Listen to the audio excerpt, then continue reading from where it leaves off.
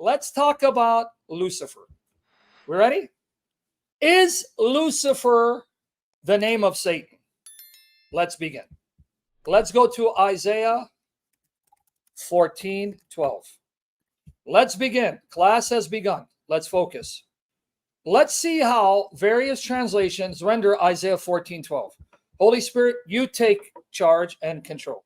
All right. Now, King James Version says, "How art thou fallen from heaven, O Lucifer, son of the morning." Lucifer. But wait, notice other translations. American Standard Version, "O day star." Amplified, "Star of the morning, light bringer." Message, "Babylon, day star, son of dawn." Modern English Version, which is modernized King James, "Lucifer." Names of God Bible, "Morning Star." You see, few translations render it Lucifer. The majority render it as morning star or shining one, right? Son of the dawn. Why is that? Now you ready to learn? Why is that? Lucifer is not a translation. It's not a translation of the Hebrew, right? Nor is it a translation of Latin. It's a transliteration from Latin. Lucifer is a Latin term. Lucifer comes from the Latin Vulgate. When the King James translators and those that preceded them translated the Bible into English, they consulted not only the Hebrew, Aramaic texts of the Old Testament, they also consulted the Greek versions, the Septuagint, and the Latin versions. Because don't forget, this is in the West, right? This is in Europe. This is in England, right? This is in the West. And Western theology and scholarship was influenced by the Latin vernacular, the Latin language. And don't forget, in the West, the chief translation was the Latin Vulgate. So Lucifer is a transliteration of the Latin of Isaiah 14:12. It's not even a transliteration of the Hebrew. Isaiah 14:12 is written in Hebrew. And in Hebrew, it doesn't say Lucifer. Let me show you what it says. Do you see it? Helel, here it is. Now here they're putting Lucifer because of the popularity of the term due to the influence of the King James Bible. But it's Helel ben Shachar. So let's see what the Hebrew is. Is it Lucifer? No, it's Helel. So why aren't you arguing that Satan's name is Helel as opposed to Lucifer? Because Lucifer is the translation of Helel into Latin. You get it? And now let's look at the Greek versions, the Septuagint. Now let's look at the Greek. How did the Greek render the word Helel? Latin renders it Lucifer. How does the Greek render it? Here are the Greek words. O Iophorus. Where do you get Lucifer? Someone reading the Greek would never see Lucifer. They would see O Iophorus. So how did it end up in your King James Bible or William Tyndale? Because they consulted not just the Hebrew, Aramaic, but the Greek and Latin versions. Because I'm going to show you now the word Lucifer in the Latin Vulgate. Notice the word Lucifer, Job 11:17. The word Lucifer, 2 Peter 1:19. Neither 2 Peter or Job are talking about Satan. Now let's see what Job 11 is talking about. It's talking about hope for the righteous and the afflicted. That though you think it's over and you're done with, you will rise as the day star. Look, Job 11:17. And brightness like that of the noonday shall arise to thee at evening. So though it's dark, light will shine on you. There's hope. And when thou shalt think thyself consumed, thou shalt rise as a day star. You will rise. You won't be consumed. But it says you'll rise as Lucifer. So you're saying that God is saying the righteous will be raised as Satan? Okay, so now with that said, let's look at the context of Isaiah 14. It starts at 3 and it goes all the way to 23. All right, let's read King James. We'll start at 3. And it shall come to pass, this is Legacy Standard Bible, this is King James, but I'll pronounce the name as Yahweh.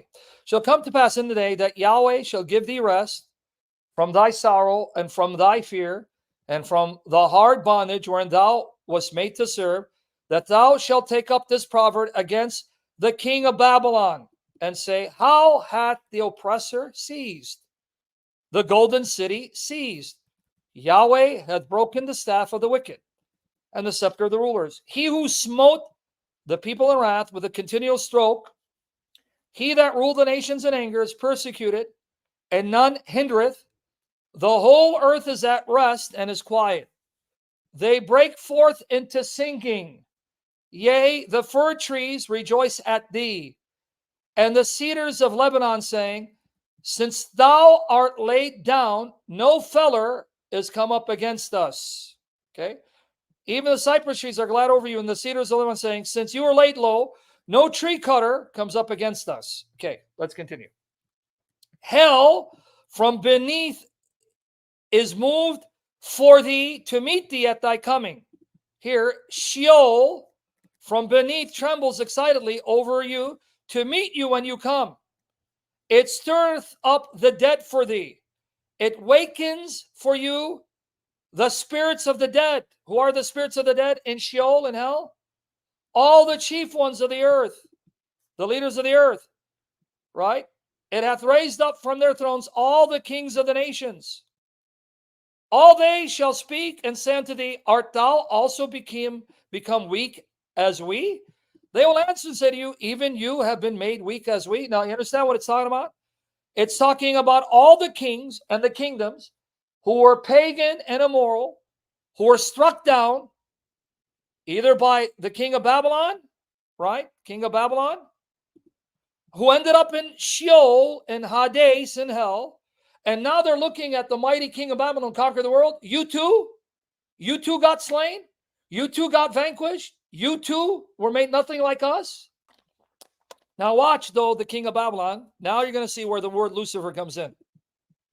They will answer and say to you, even you have been made weak as we. You have become like us. Your pride and the music of your harps have been brought down to Sheol. Maggots are spread out as your bed beneath you. Now, this is where it's going to get interesting. Thy pomp is brought down to the grave, and the noise of thy viols. So if you don't understand what these terms are, look at a modern translation. What are viols? Right? Harps. Right? Harps. Now watch here, though. The worm is spread under thee, and the worms cover thee. How art thou fallen from heaven, O Lucifer, son of the morning? You really want to convince me this Lucifer is Satan? Well, how do worms cover Lucifer? Worms cover and consume a body that's dead. So here it's talking about the king of Babylon. His soul joins the other souls of vanquished pagan kings, where his body, right, becomes a bed for worms. You're telling me that's Satan? Satan's body will be covered with worms? So who is Lucifer? How you have fallen from him, O star of the morning, son of the dawn. Well, in the context, who is God speaking of? Who is God addressing? The king of Babylon. Okay, how art thou fallen from heaven, O Lucifer, son of the morning? How art thou cut down to the ground, which didst weaken the nations? Now here's where people say, well, it's got to be Satan. For thou hast said in thine heart, I will ascend into heaven. No, watch here. I will exalt my throne above the stars of God. I will sit also upon the mount of the congregation in the sides of the north. I will ascend above the heights of the clouds and will be like the Most High. All right, see, that's got to be Satan. No, you know why? Guys, think with me. I thought Satan fell from heaven when he was in heaven. But this Lucifer is not in heaven. He's on earth, and he'll ascend to heaven. So you can't have your cake and eat it too. If this is Satan, Satan is in heaven, and he rebelled in heaven and was thrown in the earth. But whoever this is, he's not in heaven. Whoever this is, he's not in heaven. He's on earth. He reigns from the earth, but now wants to ascend to heaven to rule in heaven alongside of God. In the context, it's not about the king of Babylon, who, like other pagans, thought he's a god who could rival the God of Israel. Because one thing you may not know, this is a fact. The nations thought that when they went to battle, their gods went to battle with other gods. So it wasn't just one nation versus another nation. It was the God of that nation fighting the other God. So if this nation defeated, let's say, Israel, they took that to mean their God defeated Yahweh. Let me show you that. You ready? Let's go to Isaiah 36. Isaiah 36:13. The Rabshakeh stood and cried with a loud voice in Judean and said, hear the words of the great king, the king of Assyria. Thus says the king, do not let Hezekiah deceive you, for he will not be able to deliver you. And do not let Hezekiah make you trust in Yahweh, saying, Yahweh will surely deliver us. This city will not be given into the hand of the king of Syria. Do not listen to Hezekiah, for thus says the king of Assyria, make your peace with me and come out to me and eat each of his vine and eat and each of his fig tree and drink each of the waters of his own cistern until I come and take you away to a land like your own land, a land of grain and new wine, a land of bread and vineyards. Now watch. Beware lest Hezekiah mislead you, saying, Yahweh will deliver us. Has any one of the gods of the nations delivered his land from the hand of the king of Syria? You see how they viewed military battles? Military battles weren't simply battles between humans. It was a battle between the gods of the nations. And if Greece, for example, conquered Assyria, that means the gods of the Greeks defeated the gods of the Assyrians. So when Israel was being conquered by the nations, they thought, see, our gods defeated Yahweh. And so because of God handing over Israel to discipline and allowing the nations to punish them, God was allowing himself to be mocked, ridiculed, and slandered, because God knew that the nations would take that their God had defeated him. You see the situation they put God in? But here's the final example. Does Satan work through human rulers? Here you go. Revelation 13.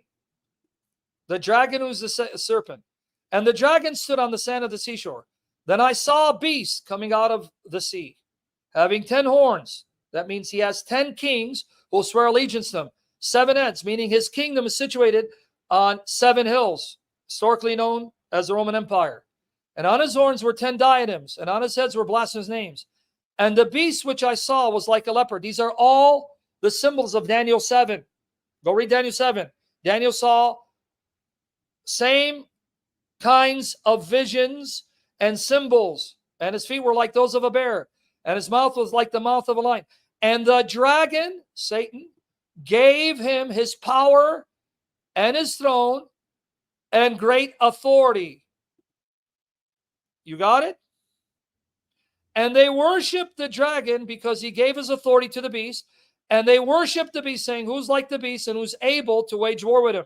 So what do we learn? Satan works through human rulers, empowers human rulers,